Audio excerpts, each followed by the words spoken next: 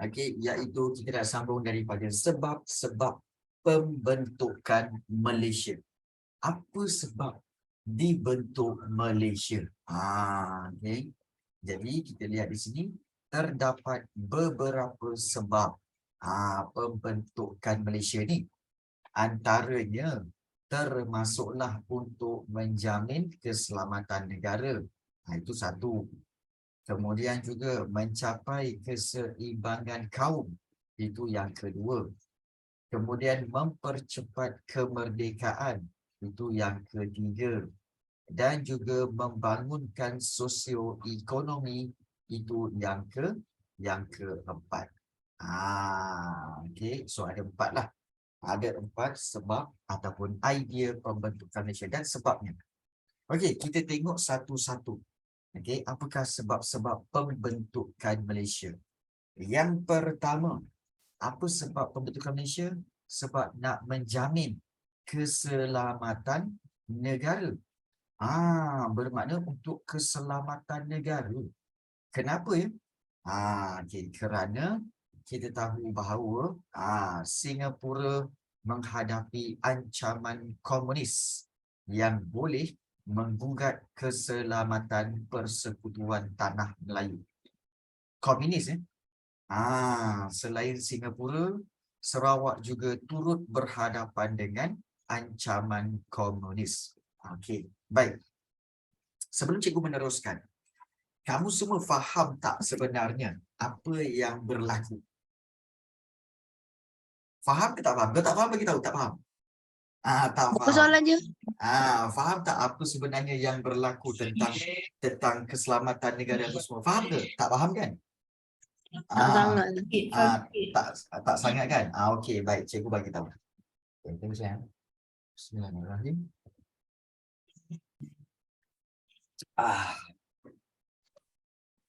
Terbaik. Ya. Terbaik. Korang pun nak juga? Terbaik. ASMR. ASMR. Okey. Tengok saya. Okey, baik. Sebenarnya begini. Kalau ramai yang tak faham, cikgu terangkan semula. Okey, baik. Kita tahu bahawa negara kita merdeka, betul? Pada tahun bila? Siapa tahu? Negara kita merdeka bila? Tanggal 31 8 57 1957. 1957. Ya, okey. So, sebenarnya negara kita pernah dijajah daripada tahun 1511. Okey, 1511. Okey, iaitu tahun-tahun di mana kita telah dijajah oleh Portugis. Ya, sampailah tahun 1957 di mana kita pun merdeka kan.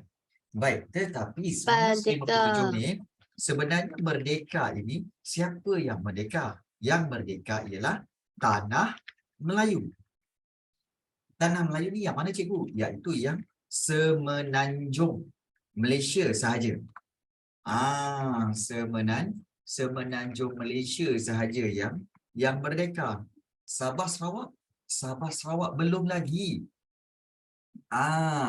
Sabah Sarawak kat sini. Okey, Sabah, kemudian juga Sarawak dan juga Singapura masih lagi di bawah siapa? Okey, di bawah British. Di bawah British. sebab.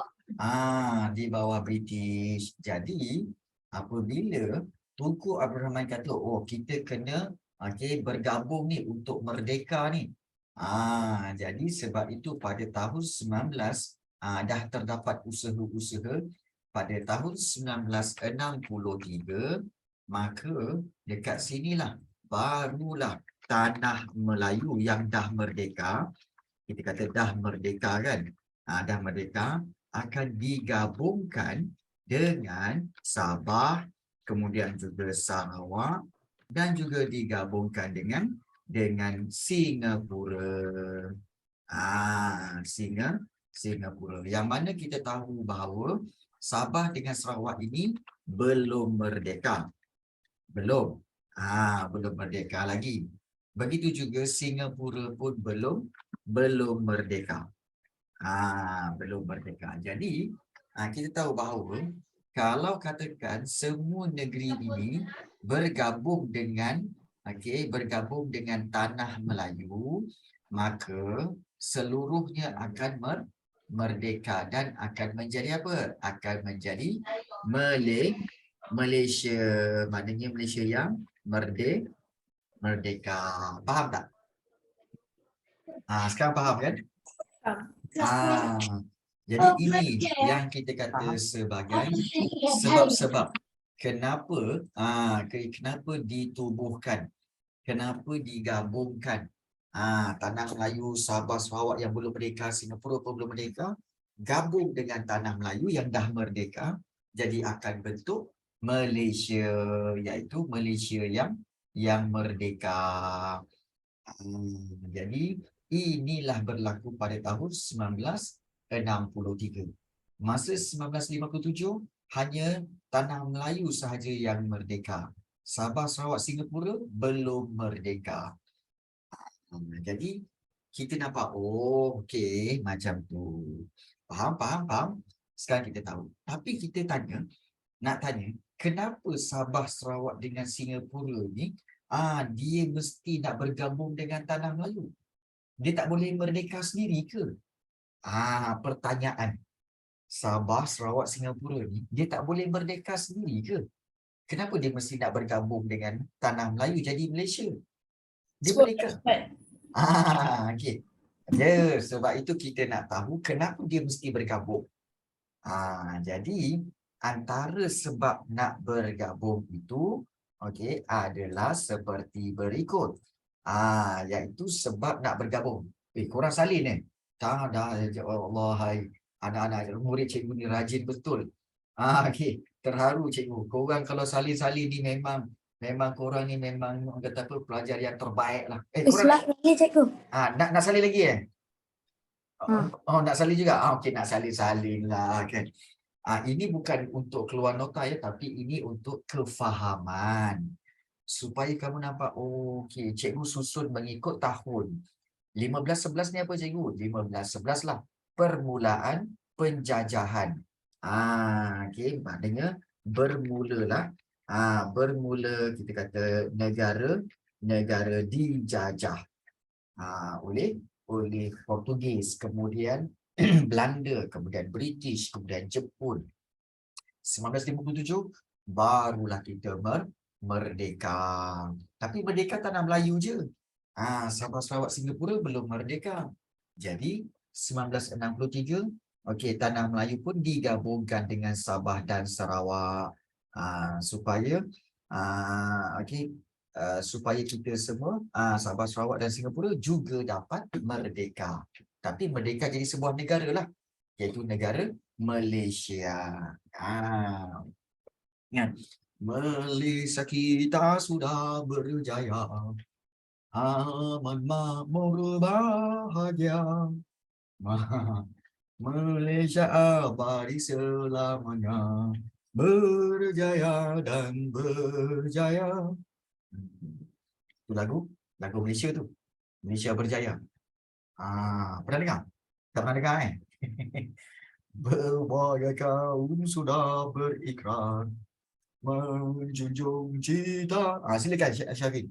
Cita satu bangsa, satu negara, Malaysia berjaya.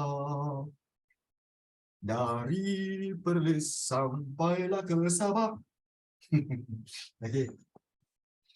Kenapa Singapura keluar dari Malaysia, cikgu?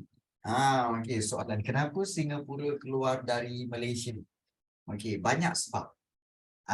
Banyak sebab. Okey, nanti kita akan belajar kenapa Singapura keluar dari Malaysia. Nanti kita akan belajar. Tapi ada beberapa sebab lah. Ada beberapa sebab. Okey, dah salin Okey, cikgu bagi masa lah. Kalau kamu dah salin, tak apa. Okey, kalau dah salin, tulis dah. So, kita akan proceed kepada sebab-sebab pembentukan Malaysia. Sebab Singapura sombong. Suka ni kau je. Okey, baik. Bagus. Yelah, dia kan ada banyak sangat teknologi kan. Jadi dia ingat dia hebat sangat dah. Tak adalah Jadi dia macam left. tu. Tak adalah macam tu. Ish, kau ni kan pandai kau ya. Yang pandai membawang kau kan. Okey, tak baik kau. Okey, baik. Okey, sebenar-benarnya ada sebab dia. Nanti cikgu akan cerita. Okey. Baik. So kita tengok dulu kenapa dia bergabung.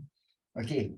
Baik, pertama menjamin keselamatan negara, iaitu Singapura pada waktu itu ada ancaman komunis yang boleh menggugat keselamatan Persekutuan Tanah Melayu. Iaitu ancaman komunis. Baik. Komunis tu apa, cikgu? Siapa tahu komunis tu apa? Penjajah daripada Cina. Okey, baik, penjajah daripada Cina kau, kan? Terasa cikgu. Sebab kan, sebab ada orang cakap muka cikgu ni macam Cina. Cikgu pula kan. Okey, baik. Sebenar-benarnya. Tapi kita rasa muka tiga macam watak awang kat Mak Kilau. Mak Kilau Bukan Mak Kilau, awang dekat Mak Kilau. Oh, cikgu macam awang Mak Kilau tu lah. Salah. Sebenarnya yang betul ialah apa tahu? Awang Mak Kilau tu macam cikgu. Okey, baik. Okey, baik. Penting Okey. Baik, sebenarnya macam ni. Komunis ni dia adalah satu ideologi, satu pemikiran tu. Satu pemikiran di mana dia nak membentuk ideologi di mana dia nak membentuk semua rakyat duduk di bawah satu kerajaan dan semua rakyat akan diberi apa juga yang rakyat nak. Kerja, makanan, pakaian, tempat tinggal, semua disediakan oleh kerajaan. Itu idea dia. Itu idea dia. Tetapi, rakyat tidak ada peluang nak jadi kaya. Tak ada. Semua jadi sama je. Maknanya apa tahu? Kalau Farhan ada pen ni, Hakam pun akan ada pen ni, Daniel pun ada pen ni. Maknanya semua orang dapat benda yang sama. Tak ada yang berbeza. Sebab apa? Semuanya diberikan oleh kerajaan. Jadi kalau Farhan kata apa? Oh, saya tak nak pen macam ni. Saya nak pen yang ada lampu. Tak dapat. Kerajaan kata apa? Ini je. Kau nak ambil. Tak nak sudah. Okey. Itu kerajaan. Hakam pun sama. Saya tak nak pen macam ni. Saya nak pen yang kepala ni ada rubber. Ada pemadam. Senang nak Tak padam. apa, kita ambil je. Free kan? Jadi, kerajaan kata apa? Oh, tak ada. Itu tak ada. Kalau nak letak kepala sendiri. Letak kepala sendiri kat sini. Tak apa, kita ambil je pen tu.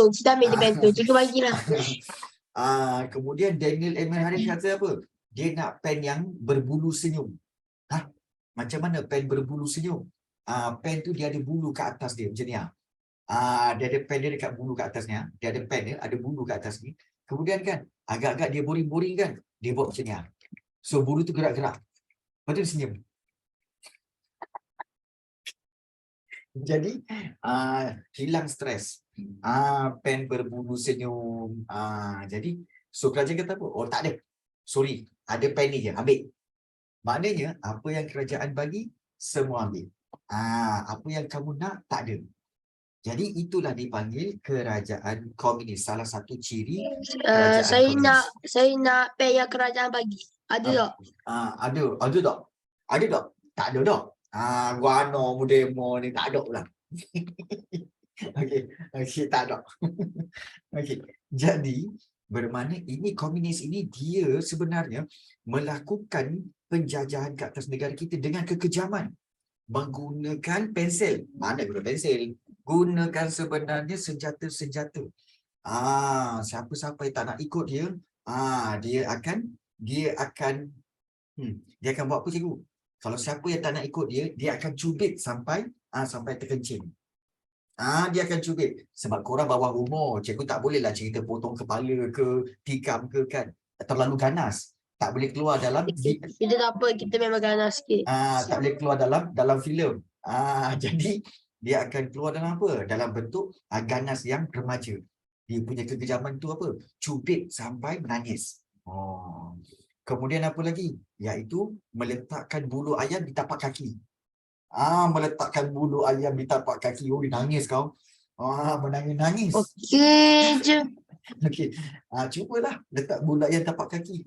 ataupun di celah ketiak letak bulu ayam. Menangis-nangis. Oh, betul. Itu memang kejam. Itu hukuman yang paling kejam. Jadi kita kata Hukuman komunis. paling kejam bagi saya adalah Hmm. TV tiba-tiba loading. TV tiba-tiba loading. Kau telah membuat kami semua loading. Apa benda kau cakap ni? Okey. Kalau TV loading, kita kalah terus. Okey, baik, tak apa. So, kita dah tahu bahawa sebenarnya kenapa nak digabungkan Singapura dengan Tanah Melayu semua. Okey, iaitu kerana ancaman komunis. So, ada yang bertanya, cikgu bekerja di sekolah mana? Cikgu dah tak bekerja di mana-mana sekolah. Cikgu buat kelas online saja. Kan? Cikgu buat kelas online saja. Kalau cikgu pergi sekolah korang nanti, kan? Mesti korang tak best punya. Alah, cikgu tak best kan? Jadi, online juga best. Jadi cikgu tak boleh mengajar online. Tak boleh mengajar dekat sekolah, boleh mengajar online sahaja. Okey. Baik. Okey, kemudian yang kedua. Kenapa nak digabungkan? Kenapa nak dibentuk Malaysia ni, cikgu? Pertama, menjamin keselamatan supaya mengelak daripada komunis. Yang kedua, nak mencapai keseimbangan kaum. Iaitu bila penggabungan Persekutuan Tanah Melayu dengan Singapura sahaja akan menyebabkan berlaku ketidakseimbangan antara kaum. Apa ni, cikgu? Saya tak faham keseimbangan kaum. Mesti ramai yang tak faham keseimbangan kaum, kan? Sini cikgu cerita. Kan? Ini yang seronok belajar sejarah, iaitu cikgu cerita korang dengar supaya korang faham. Okey, baik. Korang tengok Baik. So, okey, siapa yang ada ni? Okey, Hakam, tolong padam whiteboard. Okey, Hakam padam Okey, Hakam padam. Okey, so okey, dah padam. Terima kasih banyak, Hakam. Okey, kerana padam whiteboard. Okey. Baik, kita teruskan. Padam lagi. Baru nak request nak padam. Tak payah, kan? Dah terpadam sendiri. Kau cakap padam tu padam. Okey, baik. Hebat tak hebat lah. Okey. Baik. So, kita lihat di sini. Okey, kenapa keseimbangan kaum? Okey, cikgu lukislah Okey, iaitu katakanlah ini semenanjung Malaysia. Okey, ini semenanjung Malaysia, ini Singapura. Kemudian di sini ada iaitu Sabah. Makan anjing. Okey, Sabah. Kemudian juga di sini ada Brunei dan juga di sini ada iaitu Sarawak. Okey, contohlah macam ni. Lain macam cikgu Wah, punya besar betul. sangat Sarawak weh. Memang Sarawak besar lagi pun. sebab Sarawak kecil sikit. Kena padam sikit. Okey, tak apa. Baik, kalau katakan di Tanah Melayu, kita tahu ini Tanah Melayu. Okey, ini Tanah Melayu, kemudian ini Singapura. Okey, Singapura. Baik, ini adalah Sarawak. Okey, dan juga yang ini adalah Sabah. Okey, baik. So, kita tahu bahawa Tanah Melayu pada waktu itu kebanyakannya kita kata adalah lebih kurang, kita anggarkan lebih kurang 60% adalah penduduk ini adalah orang Melayu. Orang Melayu manakala kita tahu bahawa lebih kurang 25% lagi adalah orang, kita kata orang Cina. Orang Cina, manakala 20% lagi, bukan 20. Kita kata sebagai 10% lagi iaitu orang India. Orang India. Dan juga so satu lagi iaitu lebih kurang 5%. Kita kata ini adalah orang orang lain-lain. Lain-lain ni maknanya seperti orang asli ke apa ke, kan? Baik. Di Singapura, pula, kita tahu bahawa di Singapura, kalau katakan kita tengok betul-betul, Singapura sebenarnya hampir 70%. 70% adalah orang Cina. Orang Cina. Manakala 20% lagi, 20% lagi orang Melayu. Ya. Dan another 10% lagi adalah orang India. Orang India. Jadi jika Peliknya. seandainya Pelik. memang sana. Okey, memang macam tu. Singapura ni negara Islam ke negara Kristian? Tak, dia memang bukan negara Islam. Singapura bukan negara Islam. Dia memang negara kita kata sekular. Dia presiden, dia tak ada raja semua. Dia memang macam tu. Jadi, dia memang penduduknya kebanyakannya orang Cina. Jadi, apabila tanah Melayu, okey, kita kata orang tanah Melayu, contohlah tanah Melayu bergabung dengan Singapura sahaja. Okey, kamu bayangkan let's say lah kalau katakan orang Melayu 60% campurkan dengan orang Melayu di Singapura 20%. Berapa jadi? 80 kan? 80. Tapi kalau orang Cina yang ini kita kata sebagai orang Melayu. Tapi kalau orang Cina pula, tanah Melayu ada 25%. Tetapi di Singapura ada 70%. Bermakna jadi berapa? 85. Ini untuk orang Cina. Jadi di sini bermaksud apa yang berlaku? Di sinilah yang dikatakan. Ya. 95. Sorry, 95. Jadi, thank you. Jadi bila 95 bermakna orang Cina telah melebihi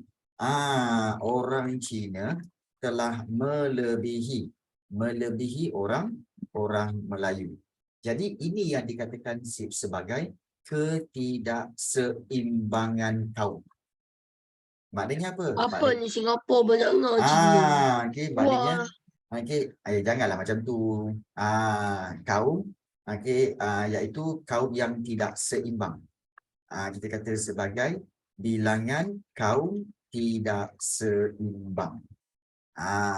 Jadi oleh sebab itu, okey, kalau tanah Melayu bergabung dengan Singapura saja, dia akan jadi tidak seimbangan. Bilangan kaum tidak seimbang. Jadi apa yang kena buat? Jadi kita kena campurkan pula. Okey, kena campurkan Di sini campur dengan Singapura saja kan. Sekarang ni tanah Melayu campur dengan Singapura, kena campur lagi dengan Sarawak dan campur lagi dengan Sabah.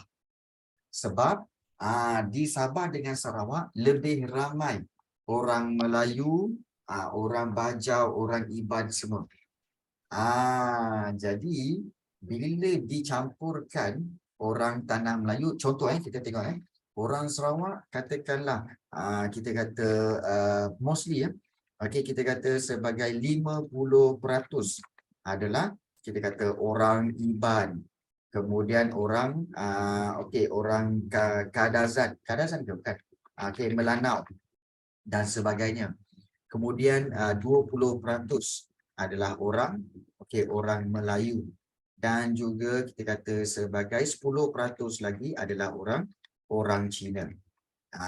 Jadi di sini orang Cina. Manakala kalau katakan di Sabah pula, kalau di Sabah pula kita tengok dia ada bilangan orang Melayu, sama juga 50% adalah orang Kadazan, dan juga berbagai kaum lagi. Kemudian juga ada 20% orang Melayu, dan juga ada 10% orang Cina. Jadi memang hampir sama. Jadi bila keadaan ini berlaku, maka dia akan berlaku seimbang. Iaitu kenapa tahu? Orang Melayu kalau kita lihat lebih ramai. Orang Melayu akan dilihat lebih ramai. Sini 60%, sini 20% saja. Tapi di sini orang Melayu 20%, di sini orang Melayu 20%, dan juga digabungkan orang Melayu dengan orang Iban dan Melanau, dan digabungkan dengan orang Iban dengan orang Kadazan di Sabah, maka bilangan dia akan menjadi lebih banyak. Maknanya orang kita kata orang Bumiputera orang Bumiputera. Bumiputera ni maksudnya kategori dia apa tahu? Melayu, kemudian Iban, Kadazan, ini semua adalah orang Bumiputera. So bilangan orang Bumiputera akan menjadi lebih banyak daripada daripada orang Cina ataupun juga orang India. So di sini ini baru dikatakan sebagai keseimbangan kaum. Kenapa dia seimbang ini? Walaupun kalau kita tengok macam tak seimbang cikgu, orang Bumi Putra lagi ramai daripada orang Cina, orang India. Kenapa dia seimbang? Sebab, okey, tak sampai pukul 9 je. Sebab apa dia ini dikatakan sebagai seimbang? Ini seimbang cikgu? Ya. Ini yang dikatakan sebagai seimbang. Seimbang. Kenapa? Kerana apabila secara logiknya, kalau negeri itu tanah Melayu, mestilah negara yang lebih ramai apa? Ramai Melayu, betul tak? Sebab tanah Melayu, betul?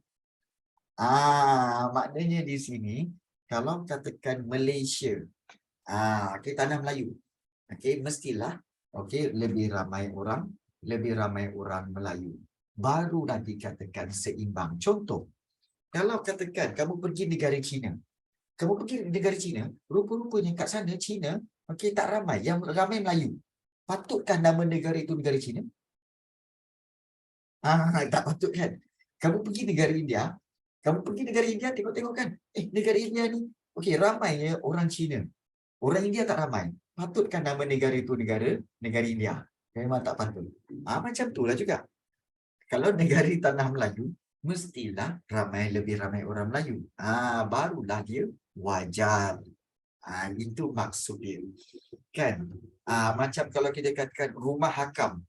Rumah hakam ni, tapi bila kita masuk rumah hakam kan, hakam seorang je ada. Yang lain-lain semua kan, mak adik-beradik, semua mak adik-beradik Farhan Rifki.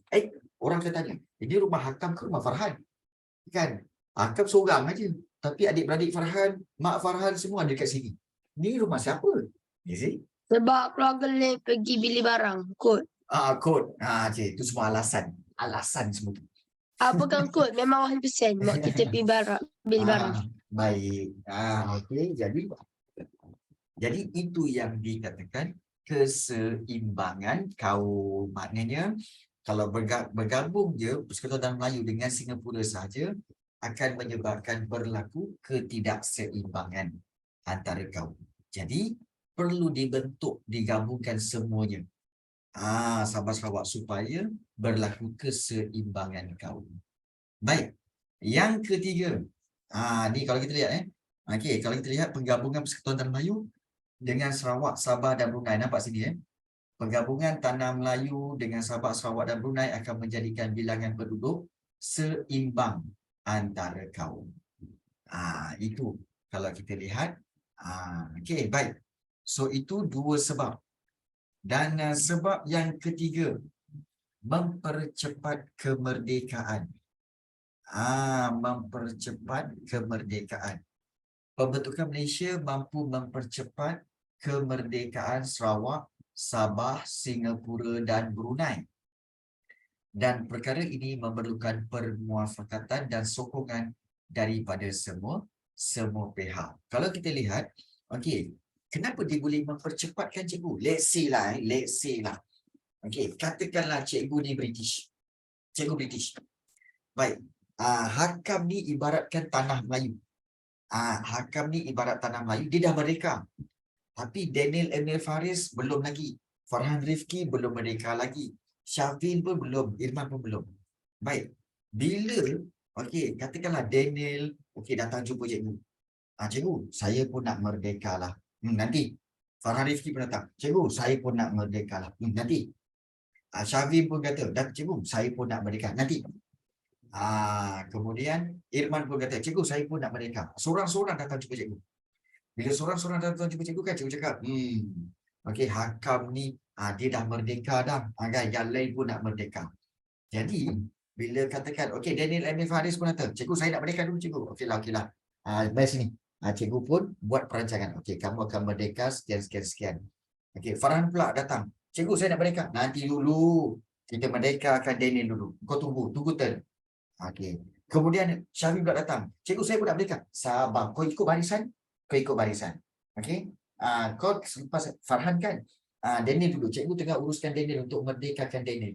Sabar. tangan karam. Contoh. Okey. So jadi lambat. Proses tu lambat. Bila okey Daniel Ibn Faris okey kamu dah merdeka dah. Okey tahniah Farhan pula. Cikgu bila saya sabar. Saya tercari dulu. Kau duduk sana. Contoh. Jadi okey. Jadi lambat. Proses tu lambat. Kena tunggu Farhan lagi, Syabin lagi, Irman lagi kat belakang kan. Jadi Hakam pun datang. Hakam kata apa? Cikgu. Jadilah cikgu. Dia orang semua join saya. Daniel Emil Faris pun join saya, Farhan pun join saya, Syafil pun join saya. So kita semua, saya dah merdeka. Jadi kita orang semua akan jadi merdeka. Lepas tu, jadi maknanya semuanya akan masuk jadi geng kamu lah. Hakam kata, dia orang semua jadi geng saya. Okey. Jadi semua merdeka lah. Semua merdeka. Okey, sekali lah. Senang. Semua merdeka. You see? Jadi maknanya bila bergabung, mempercepat kemerdekaan. Boleh faham? Kan? Senang saja. Alamak. Okey, cikgu terdengar laungan azan Isyak. Okey, kita berhenti sekejap, 2 minit. Okey, untuk kita menghormati azan, kita boleh sambung pembelajaran kita. Okey, iaitu antara sebab-sebab pembentukan Malaysia.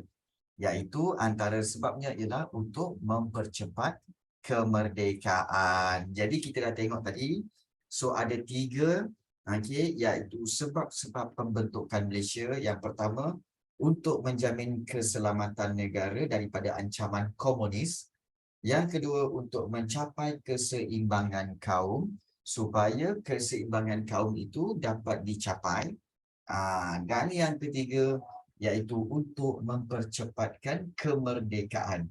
Bagi negeri-negeri yang belum merdeka, bergabung dengan tanah Melayu itu akan mempercepatkan kemerdekaan. Itu. Dan kita nak sambung iaitu sebab yang keempat. Kenapa nak membentuk Malaysia? Untuk membangunkan sosioekonomi. Membangunkan sosioekonomi. Apa sosioekonomi? Benda apa tu? Apa dia? Sosioekonomi. Dia sebenarnya ni yang cikgu nak bagi tahu. Membangunkan sosioekonomi. Apa itu sosioekonomi? Dia gabungan ni Pembentukan sosioekonomi. Malaysia. Sosioekonomi ni sebenarnya adalah iaitu kegiatan ekonomi yang akan membangunkan ataupun memajukan penduduk penduduk sesuatu negara yang akan memajukan kita kata penduduk negara tersebut. Maksudnya apa ni cikgu? Macam ni. Okey, contoh kegiatan ekonomi. Apa contoh-contoh kegiatan ekonomi ni cikgu? Okey. Contoh kegiatan ekonomi adalah seperti apa? Seperti semua bidang pekerjaan. Seperti apa? Seperti perniagaan, kemudian juga seperti perindustrian. Okey. Begitu juga seperti perdagangan.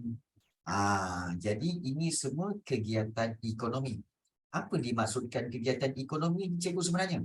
Ni cikgu bagi tahu Kegiatan ekonomi sebenarnya ialah aktiviti yang menghasilkan duit ataupun menghasilkan pendapatan. Okey, tahu? Aktiviti yang menghasilkan pendapatan. Contohnya apa? Perniagaan, perindustrian, perdagangan. Itu dipanggil kegiatan ekonomi. Okey. Jadi, kegiatan ekonomi kalau yang menghasilkan pendapatan akan memajukan penduduk tak? Ya, betul. Akan memajukan penduduk, iaitu daripada pendapatan itu nantilah memajukan penduduk macam mana? Iaitu penduduk akan dapat apa? Penduduk dapat apa? Iaitu penduduk dapat iaitu bekalan air, kemudian bekalan elektrik, kemudian juga penduduk dapat dapat sekolah, dapat pelajaran, dapat klinik. Nampak tak? Nampak tak? Jadi kalau kita lihat dapat memajukan penduduk. Ini dipanggil sosioekonomi. Sosioekonomi iaitu kegiatan ekonomi yang akan dapat memajukan penduduk. Apa kegiatan ekonomi, cikgu? Ini kegiatan ekonomi. Aktiviti yang menghasilkan pendapatan. Perniagaan, perindustrian, perdagangan. So, siapa yang berniaga apa semua kan? Jadi, akan dapat memajukan penduduk. Penduduk dapat bekalan air, penduduk dapat bekalan elektrik, dapat sekolah, dapat klinik. Jadi, inilah dikatakan sosioekonomi. Baik, macam mana ya cikgu? Aktiviti yang menghasilkan pendapatan ini menyebabkan penduduk dapat bekalan air, elektrik semua cikgu. Macam ni. Bila aktiviti yang menghasilkan pendapatan seperti perniagaan, perindustrian, perdagangan ini, maka siapa yang akan dapat dapat cukai, dapat pendapatan, iaitu kerajaan. Betul? Daripada aktiviti itu kerajaan dapat cukai. Kerajaan dapat cukai di sini. Jadi bila kerajaan dapat cukai, daripada perniagaan ini semua kan, semua perniagaan kena bayar cukai. Jadi kerajaan akan dapat cukai. Bila kerajaan dapat cukai, cukai itu nantilah yang akan kerajaan buat untuk apa? Kerajaan akan beli ataupun akan memberikan bekalan air. Kerajaan akan bagi bekalan air, bekalan elektrik, sekolah, klinik. Nampak tak? Lagi banyak aktiviti menghasilkan pendapatan, lagi banyaklah kerajaan dapat cukai. Bila lagi banyak kerajaan dapat cukai, maka lagi banyaklah penduduk akan dapat bekalan air, bekalan elektrik, sekolah dan klinik. Ini kegiatan sosioekonomi. Faham? Kalau tak faham, bagi tahu cikgu, tak apa, cikgu boleh explain lagi kalau tak faham.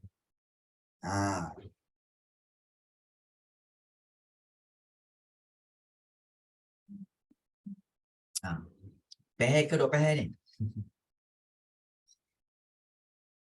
Faham Pahal. Pahal. Jadi inilah dia. Kita kata kegiatan sosioekonomi. Jadi bila kita lihat di sini bahawa pembentukan Malaysia, maknanya bila bergabung semua negeri-negeri ini, maka akan mempercepatkan pembangunan. Maknanya mempercepatkan kemajuan.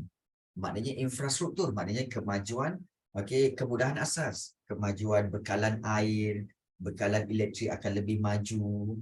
Kemudian mempercepatkan pembangunan sosial, iaitu lebih banyak sekolah akan dapat dibuka, lebih banyak klinik akan dapat dibina.